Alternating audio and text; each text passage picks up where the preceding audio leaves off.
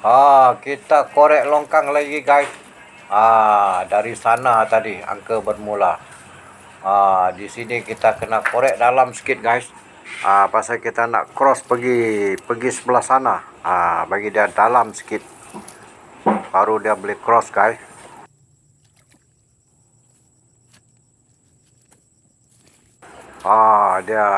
Angka nak bagi dia cross bawah tanah ni guys. Pasal ada kayu balak besar ni guys. Kena cross kat bawah. Jadi kena bersih sebelah sini dulu. Kemudian kita korek lagi. Bagi dia cross lah guys. Okay guys. Thank you for watching. Moga segala urusan dipermudahkan guys. Dan anda berhasil.